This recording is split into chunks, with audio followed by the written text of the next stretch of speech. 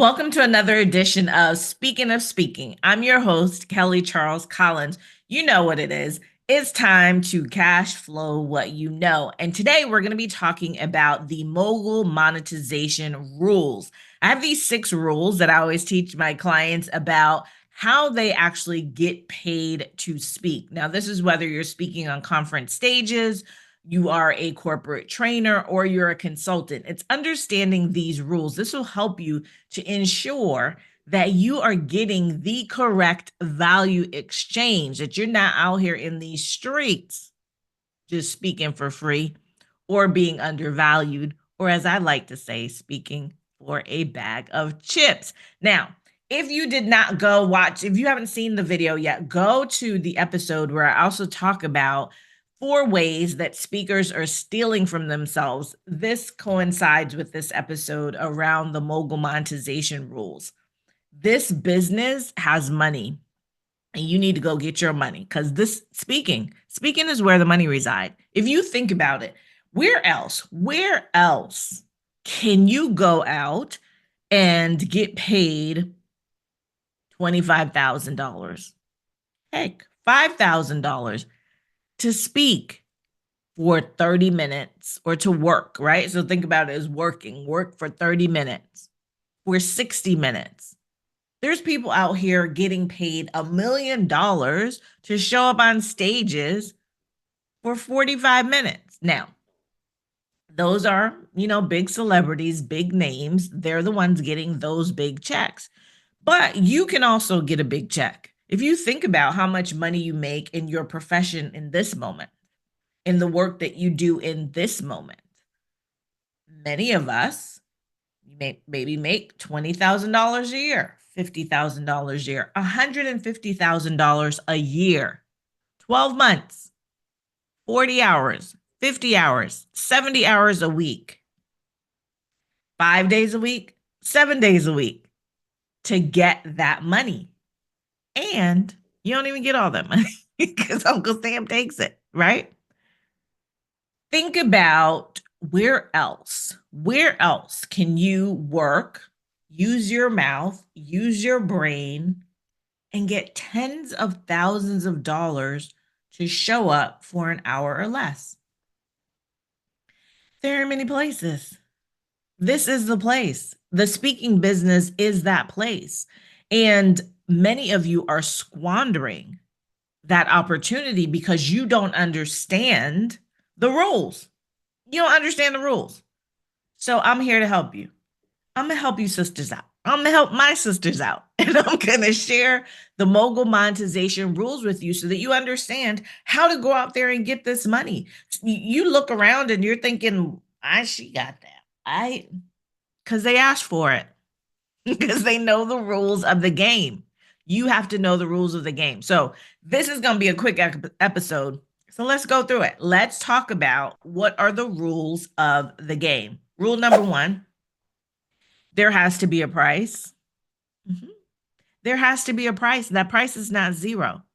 There has to be a price. There has to be a price on the front end, or there has to be a price on the back end, but there must be a price. You cannot be out here thinking that, this is cute that you're going on these stages and people are asking you to speak and you're just speaking for zero. And I want to say this too, because many of us, we start this journey while we are in our professions, while we're doing something else. So for example, I started on this journey of becoming a professional speaker while I was still practicing law. While I was still practicing law, I was getting a good check. And because I was getting a good check, if somebody asked me to speak, I could think about, well, I can speak for free because I'm already going to get my check. Stop that. If you're in the transition phase, if you're thinking about becoming a professional speaker and people are asking you, especially lawyers, this happens to lawyers a lot, people who have deep level of expertise in professional services, this happens to you a lot. People say, oh, we have this panel. Can you come speak on this panel? Can you come do this keynote? Can you come do whatever? And you show up and yes, I can do that. I'm brilliant. I know the answer to that. I can do that right away.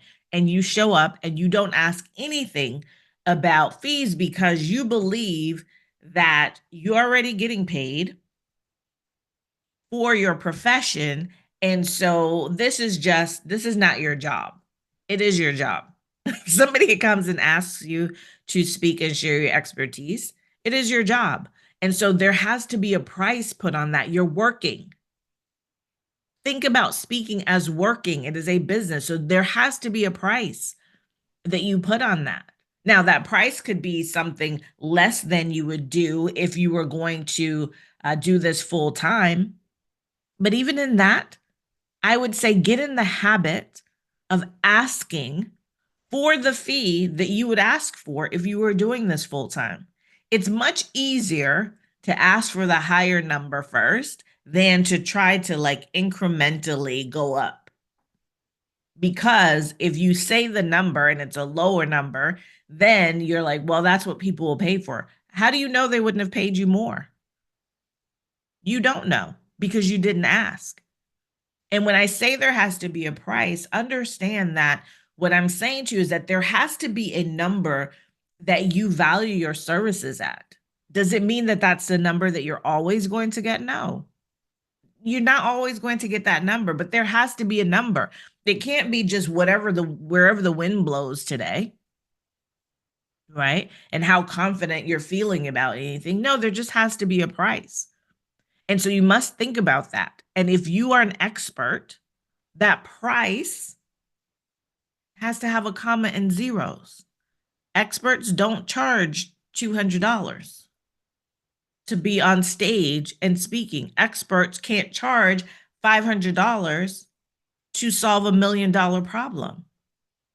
So there must be a price. You have to put a price on it. And again, if you go back and watch the other video where I talk about where you're stealing from yourselves, and I said you're discounting, you're speaking for free. And I said, don't speak for free without a strategy. The price when you're speaking for free with a strategy, there has to be a price on the back end. There has to be a price for your books, your coaching, your masterclass, your retreat, your license, whatever it is. There needs to be a price somewhere. Somewhere in the equation, there has to be a price. You cannot be the only person in the room not getting paid, right? So rule number 1, there must be a price. Rule number 2, experts, thought leaders, price, charge by value, not by the hour. We have been taught the saying that time is money. When it comes to this profession, time is not money. Time does not equate to money.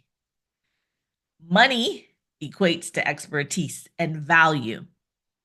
So do not charge by the hour. I had a client, one time I asked her, well, what do you charge? And she was like, for her coaching, and she said $250 an hour. I was like, what are you talking about? What are you talking about? We don't charge by the hour around here. We do not.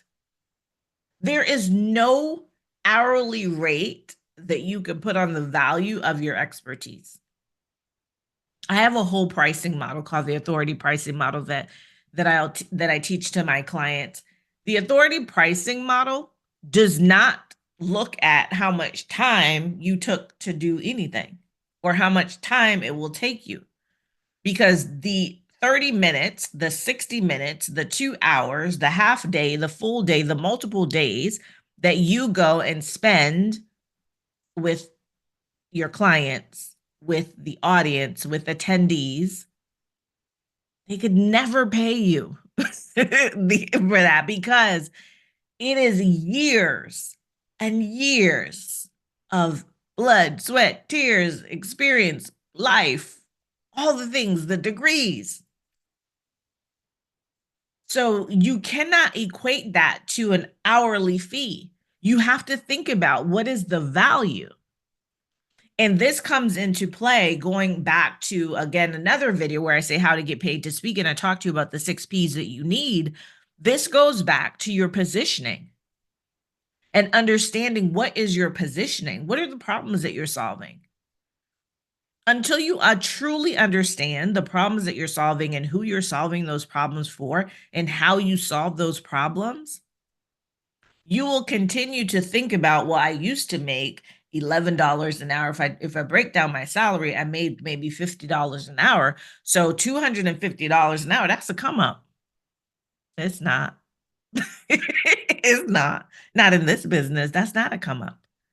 You're failing at $250 an hour if you think that's what you should charge for a speaker. You're failing, right? And so you have to understand your positioning. And once you understand your positioning, once you understand who your ideal clients are, once you understand who your paying audience is, once you understand the transformation that you create for your consuming audience, you'll understand why you cannot price by the hour, why you have to look at what's a transformation. Think about this. You're going to a corporation, right?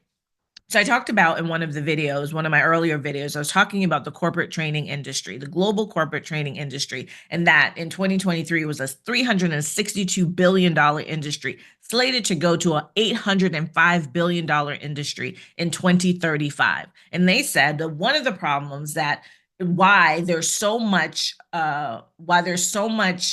desire for corporate training and why companies are paying is because they have to upskill their employees and because they're focused on employee retention, because employee retention costs a lot, right? When there's a revolving door in an organization, it costs them a lot of money.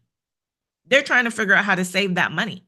So think about this. An employee comes in, this employee makes $50,000 a year. Well, what do we have to do to get that employee here? What is all the work that the organization had to do on the front end to pay the people and do all the recruiting and the job postings and the hiring and the interviews, et cetera, that they had to do to get that person in? Then I'm gonna have to pay you $50,000. I have to pay you all of your benefits. And then I'm doing all the training for you. And then you decide that you don't like it here so that you're gonna leave. And that keeps happening over and over and over again. That one employee is already an $80,000 problem if that employee leaves, right? Think about it. $80,000, and that's one of them. So if they have a retention problem, because they're not going to bring you in just because one employee left, they're going to bring you in because 10 are leaving a month, 10 are leaving a week, right? Or this is just constant. Like every time they turn around, they bring somebody in, somebody's going out the door. So now you're talking about a 6-figure problem for them, some of them 7-figure problems. And here you come. I'm so excited. Here I come. And I'm having this sales conversation, and they ask you, so what's your fee? And you say, oh, it's $250 an hour. They're going to kick you out. And they are going to hang up the phone. They are not going to talk to you, even if you said it's $1,500, even if you said it's $5,000. And if you say it's by the hour, they know that you don't know. You are not made for this moment. This is not the league for you. You're in the wrong place. So you do not charge by the hour. It's same thing even with coaching. You all think, with coaches, oh, we charge by the hour because yes, I know there's many of these things out there and that's what they do. But people who are looking for people who can change their lives, who can shift their perspectives, they're not looking at being charged by the hour. They are looking for a value exchange. And so you need to understand the value so that you just put a number on it. Put a number that reflects the value that's going to be exchanged. So rule number 2 is experts do not charge by the hour. They charge based on value. All right.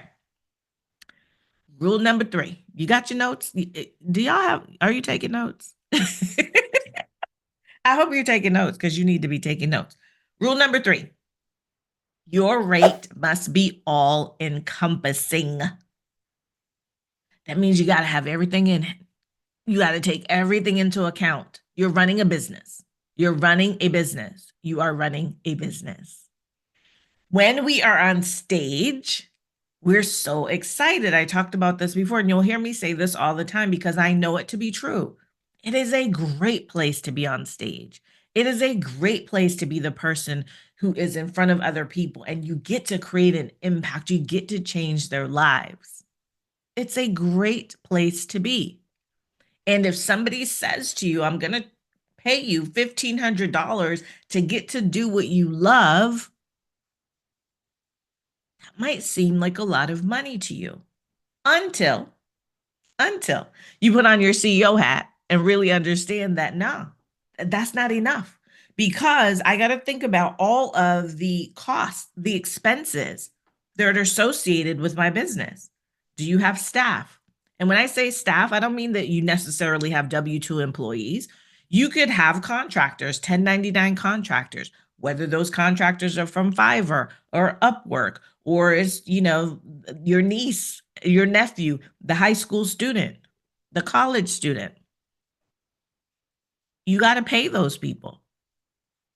If you need help with creating graphics or creating your presentation or putting your PowerPoint together, right? This is where you can think about how much time does it take you? Because that's a cost. There's a cost associated with your time. You need to think about, what am I wearing? How am I getting there? When I get there, where am I staying? How am I going to eat? How am I getting from the venue to the airport, from the airport to the venue, to the hotel? What about all the software that you have to use? What about that laptop and Zoom and StreamYard and the webcams and the microphones and the gear? What about all those things? What about the accountant? What about the lawyer who had to draft up the contract that you need to give to them? All of these things are part of your speaker fee, or should be part of your speaker fee. They're part of your business expenses. The number that they give you, the number that they say, okay, I'm going to pay you 1,500, I'm going to pay you 5,000, I'm going to pay you 10,000. That's not profit. That's revenue. That's revenue. And you got to take out the expenses to get to profit. So when you are thinking about your speaker fee, it has to be all encompassing, because when you think about your business is going to bring in revenue. But when that revenue comes in, it's going to be offset by the expenses. And that's where the profit is. So you have to know you have to know what your profit margins are. You have to know how much money you want to make in your business after all of this is done, after all the lights go out on the stage. And so the rates have to be all encompassing. And when you think about your rates, like for me as a speaker, when I do my fees, I have my speaker fee and then I have my travel fees. They're separate. I keep them separate. And the reason I do my travel fees separate is because I like to book my own travel.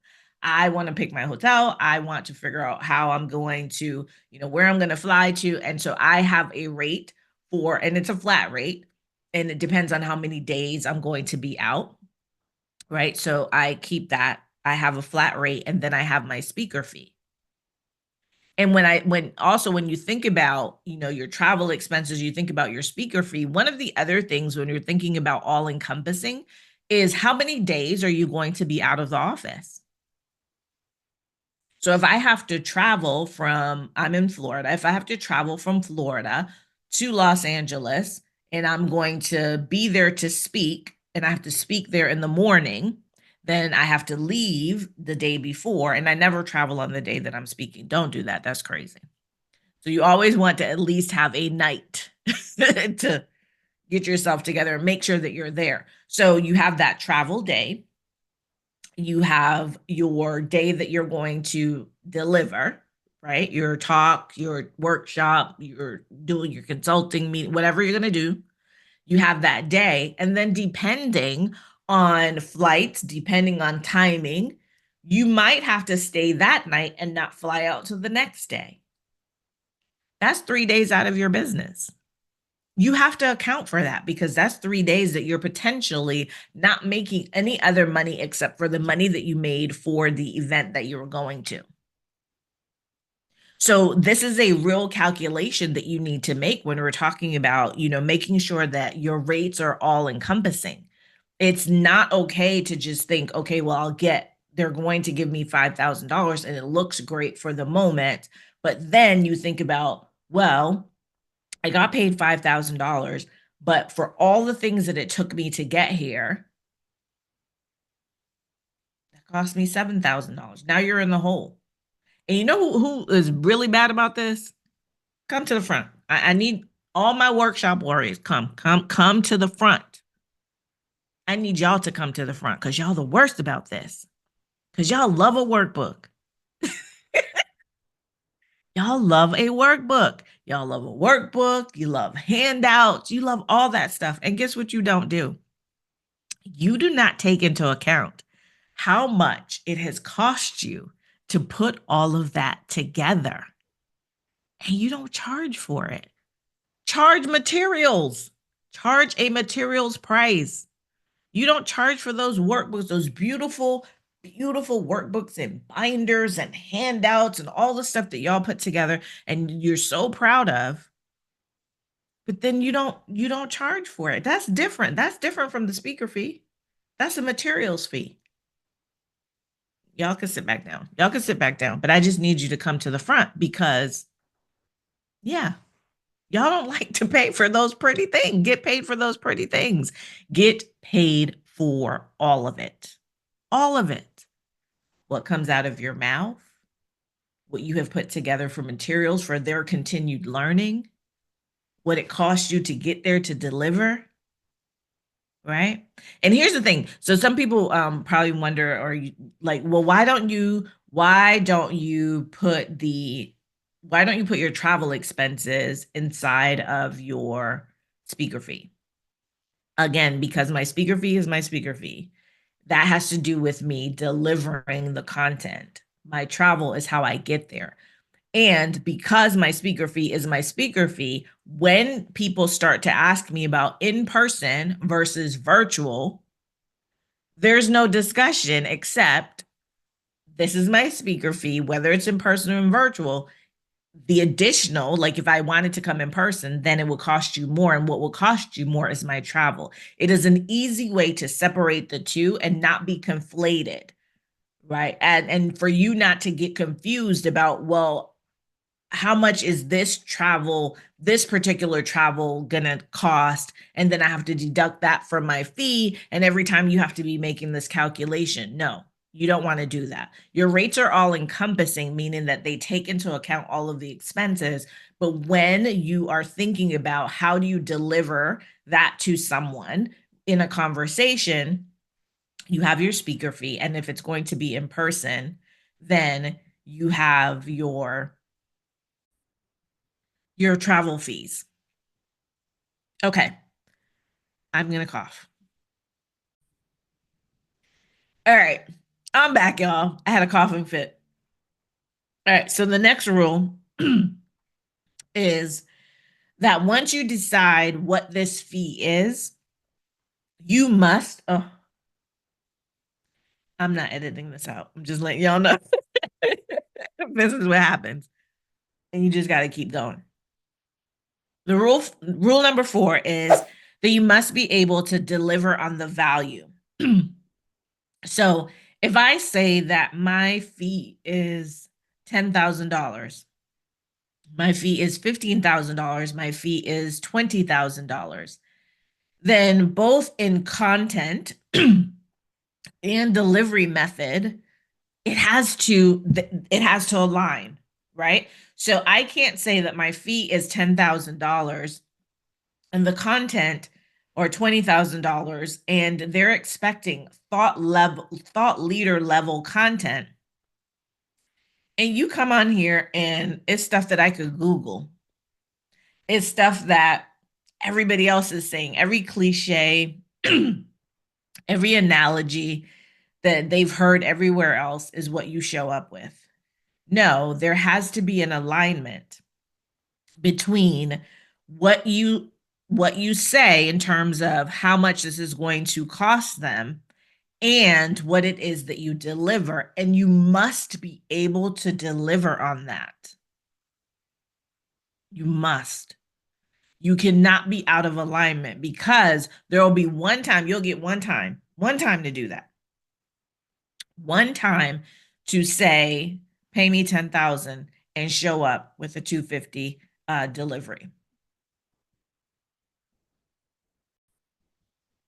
And the other thing I want to say about delivery and this whole idea of being able to deliver the value, right now, there's so much competition in terms of the delivery method. What do I mean by that? As speakers, as I'll say solopreneur speakers, maybe you have a team, but the team is not other speakers. The team is not other thought leaders or other experts. Your team is actually behind the scenes operations. There are so many other companies out there who have the entire behemoth of maybe additional people in their business, or what is really your competition these days. And I want you to lean into this and listen. What is really your competition these days is not other speakers. We think it's the other speaker who is doing the same thing that we're doing, the other solo speaker, the other name that we see out there. It's not them.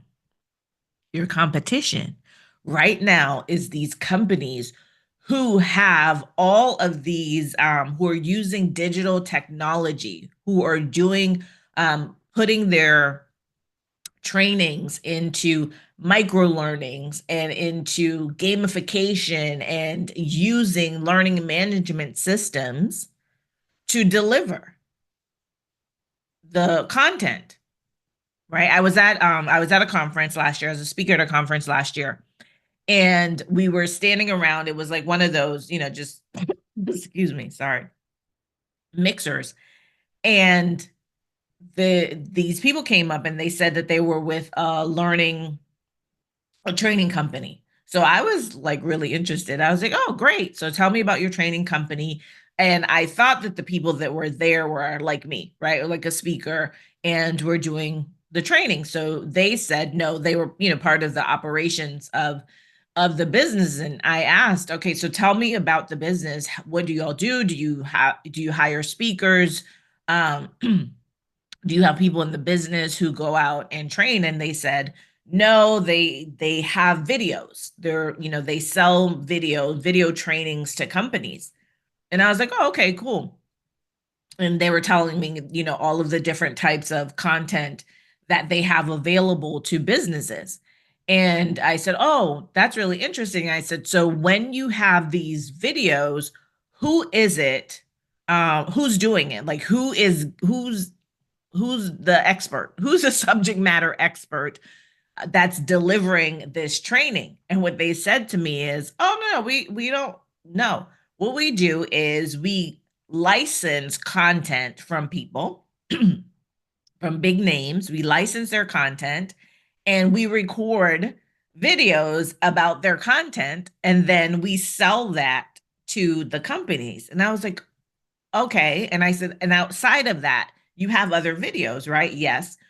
So who does that? Who does the research? Who's the subject matter expert? Who is the person that has the institutional knowledge, the professional experience, the professional expertise, the degrees, et cetera? Like who has that deep level of knowledge that is giving you this content to put these videos together? Well, you know what they told me? They told me that we have some really cool, they have really cool employees and young employees who love to learn and who love to read, and they're the ones who are pulling the information together. That's who you're competing against. This is who you're competing against. Right? So when you think about being able to deliver on the value For them, they have their value proposition is that you get to come to us and we have a learning management system and we can plug everybody in and you can register and it doesn't cost that much because they're doing it at volume, so they can charge right less. But even them charging less per person, these companies are still paying millions. They're paying millions to these companies, right? To these training companies. And so you have to understand that this is your competition. It's not me. It's not Tracy. It's not John. It's a company. You are going up against these companies. So when you go in as your individual self, right? Your individual company that doesn't have this type of infrastructure, you're going to have to know and understand your positioning so that they see the value in using you, hiring you, as opposed to one of these behemoth companies that now have all the bells and whistles and have all of this, stuff already in place. Now, one of the value propositions for you is that information is canned. That information that is on, that they just package and sell to everybody doesn't really take into account their personal problem that they're having right now, right? They're not responding to what's happening in real time, but you can. You can as a thought leader, you can, because you're going to be there. This is now. We're thinking about what the problem is now, and I have solutions for it now. But you have to be able to deliver on that, because if you say that and you don't deliver and they paid you that 20,000, that 10,000, that 50,000, you'll never get it again. Never get it again. So you must be able to deliver on the value. That is rule number 4. Must be able to deliver on the value. Rule number 5. Rule number 5 is if you can't say it, they won't pay it. If you can't say it, they won't pay it. What am I talking about? I'm talking about your speaker fee. If you can't say the number, they're not going to pay the number. They are not going to listen to you and be like, oh my gosh, you are awesome. You're the best thing I've ever heard. I just cannot wait to pay you 6 figures. Mm-mm. They're not doing that. You have to be able to stand in the power of the number, and you have to be able to say that number and shut up. You have to be able to say it or they won't pay it. You can't be thinking in your head, wow, the value of this is $50,000, but I'm having this conversation and now I'm scared. Now I'm scared because they just asked me the question, what is your fee? And I'm shaking in my boots and I'm thinking, well, I wonder how much their budget is. I wonder how much they budgeted for that. I wonder what, and you're like now twisted in the wind inside of your head. Going back to the video where I talked about how you're stealing from yourself, now you're counting their pockets. So now you're about to discount, right? They didn't ask you for a discount. They just asked you, what is your fee? That's all they asked you, right? But now you're having all of these conversations in your head and you go say some other number and they're like, yeah, we'll pay that, right? So you said 2,000, but you really wanted to say 15,000 and you say 2,000 and they pay it and you're mad now because they didn't pay you $15,000. You should have said it. If you can't say it, they won't pay it. And that's just the reality of it. You've got to get good at saying the number. So what is the number? Well, the number, I always tell you the price is made up. Price is a fiction, but it's made up based on data. And in our authority pricing model, we teach you how to figure out what that data is in order to figure out what that number is. But just as a shortcut, the final number, once everything is done, once you look at all the data, once you really analyze the situation, the number is the number that you can say and shut up and not say another thing, not say, but if you need, or let me add on, or, no, It's a number that you can say, my fee is blank. No, not blank. Because if I tell y'all blank, some of y'all might be out here talking about, okay, well, zero. No, it's not blank. My fee is, let's use an example. My fee is $10,000. Don't say another word. Put it back in their court. Now, here's another thing that happens to that y'all try to get around being able to say the number. When somebody says to you, well, what is your fee? Your response is, well, what's your budget? Their budget is not your business. It's not. What they budgeted for, speakers or for their event or any of that is not your business. You know why it's not your business? Because when they tell you what their budget is, if their budget is below what you were thinking, that is going to make you discount your fee. You're going to be afraid now to say what your fee is. Now, I know on the other side of that, some people are like, well, the reason I asked their budget is because what if their number is higher than my number, right? What if they had budgeted $50,000 for a speaker and I was going to say that my fee is $20,000? That's just a chance you're going to take, right? But if they were going to say 50,000, if they said 50,000, you were going to say 20,000, that 20,000 for you should already have been a number that's based on data around your business, that even if they were going to say 50, that even if they said their budget was 50 and you're going to say that your rate is 20, you'll be okay with it. Now, here's the thing. If they say to you, oh, our budget was 50,000 and your rate is 20,000, then you can say, listen, my rate for one thing is 20,000. However, for $50,000, this is what I can do for you. Now you get to upsell them. So don't take it as like, oh man, I'm effed up. Right? It's not that you messed up. It's that, okay, now I have more data. So if they said it's 50,000 and you're going to say, well, my rate's 20,000, right? Or if they say 50,000 and you know in your mind, okay, my rate is 20,000, but I could do some more. So then you can say, great, for $50,000, this is what I can do. So you don't have to say, oh, well, I was going to say my rate is 20,000. You can say for 50,000, this is what I can do for you. Right? So it's really about understanding the game of negotiation and understanding where you stand in that negotiation. But if they ask you your fee and you dance around the bush, they're going to know that there's some fear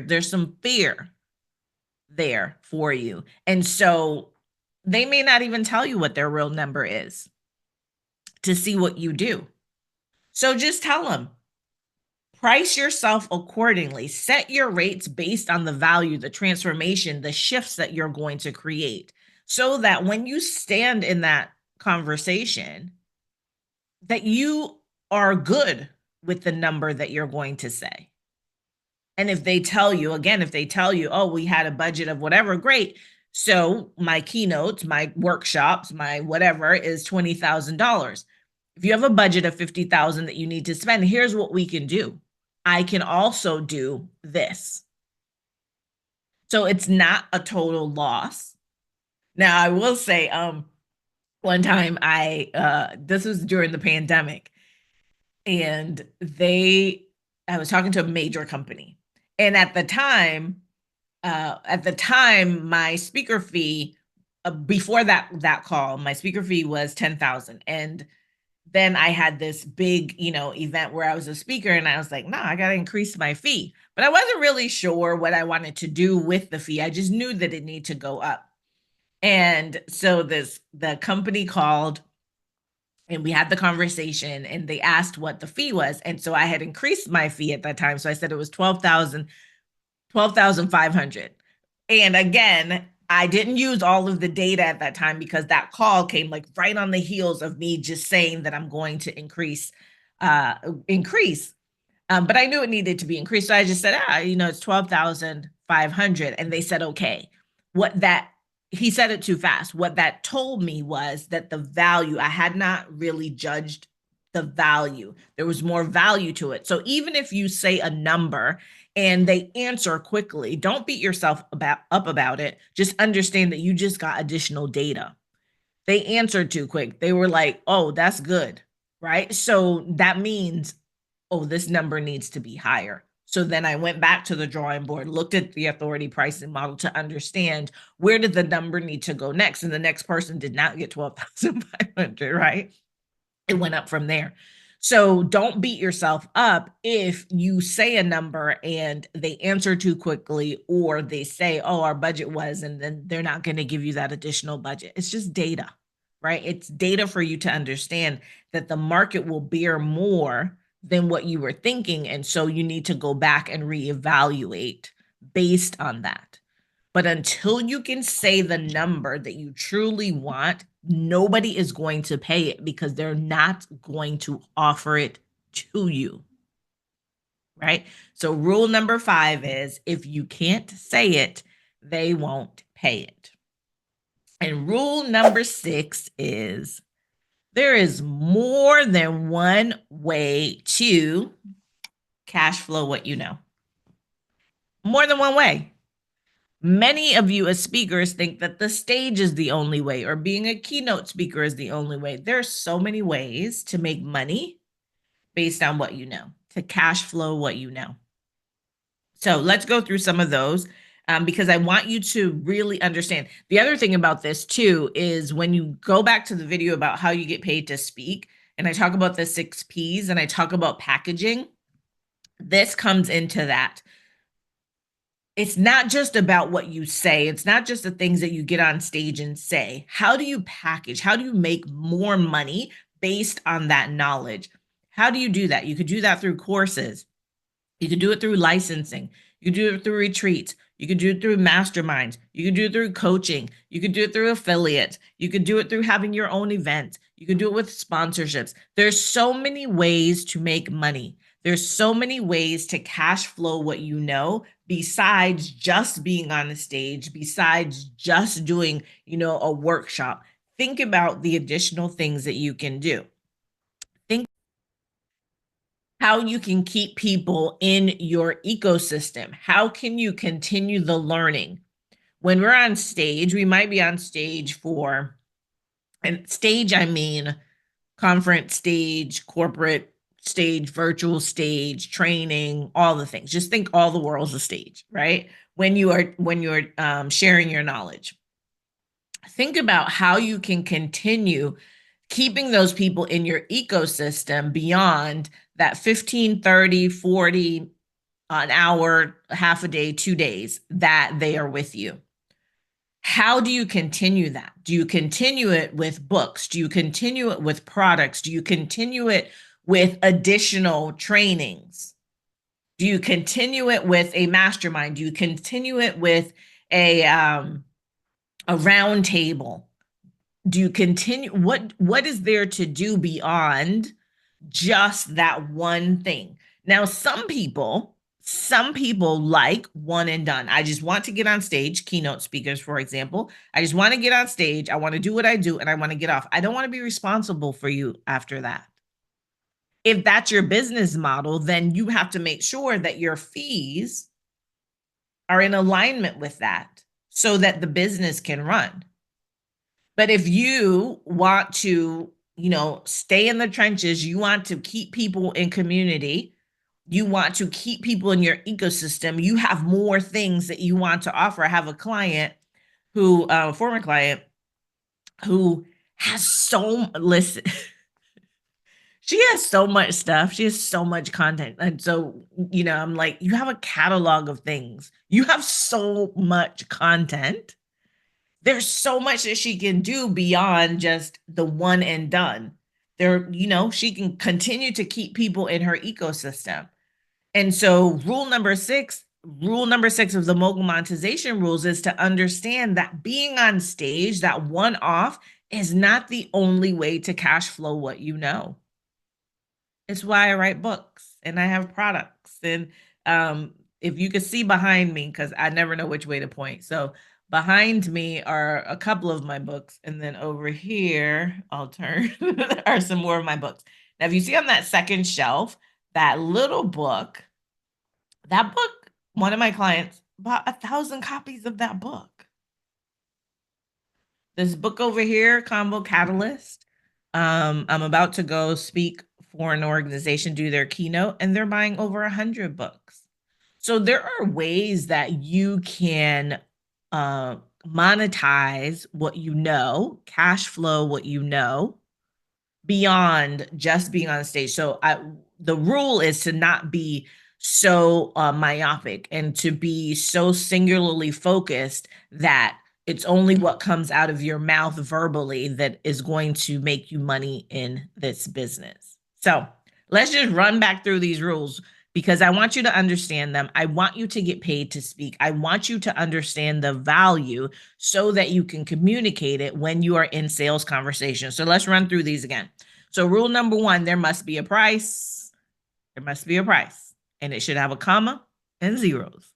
Rule number 2, price by the value, not by the hour. You're an expert, you're a thought leader, so we price by the value. Rule number 3, your rates must be all encompassing. You are running a business. Therefore, you have to take everything into account, all of the business operations and expenses. What does it take to run this business? And that's what you use, part of what you use and part of what we use in our authority pricing model for you to calculate your fee. Rule number 4, you must be able to deliver on the value. And when we talk about value, we're talking about value in terms of the content. We're talking about in terms of the transformation. We're talking about it in terms of the delivery methods, because remember, your competition out here these days are not the other singular speaker. It is these companies who have all of this infrastructure behind them. So you must be able to deliver and differentiate, right, on that value.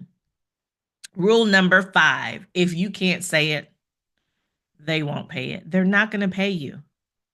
They're not going to just offer you the money. You must be able to say the number, shut up, and then, negotiate if necessary, but you're going to be negotiating from a place of power. And I think I'm going to do a video on negotiating like a boss and teach you how to negotiate. I am a mediator, but I used to negotiate for my clients all the time. And so these are things that I learned as a lawyer, really how to negotiate from a place of power. So I think I'll do a video on that. So rule number 5, if you can't say it, they won't pay it. And then rule number 6 is the stage is not the only way to cash flow what you know. You must think about, right, what are some of the other ways? Because speaking sometimes is feast or famine. And so you got to think about what are the other ways that I can bring in money? And also, what are the other ways that I can increase the value, increase my rate when I have somebody on the hook who wants to pay me? So that's it for today, y'all. Those are the mogul monetization rules so that you can go out here and cash flow what you know. So until next time, remember, go watch the other videos, subscribe to the channel, share this with somebody who needs to know, share it with a few somebodies who need to know, leave a comment, leave a review. What else? Yeah. Oh, subscribe to the newsletter. So every week, every Saturday, the Speaking of Speaking newsletter comes out. So make sure that you subscribe to the newsletter. All the links will be in the show notes. Anything that I've referenced that I want you to go look at will be in the show notes. And make sure, again, that you subscribe and get your notifications so that you never, ever miss an episode. And until next time, take care. Thank you for tuning in. Be sure to check the show notes for any links or resources from this episode. If you enjoyed it, leave a review, drop a comment, and subscribe so you never miss an update. Also, follow me on LinkedIn and subscribe to our newsletter for more behind-the-scenes content. Stay tuned for our next episode.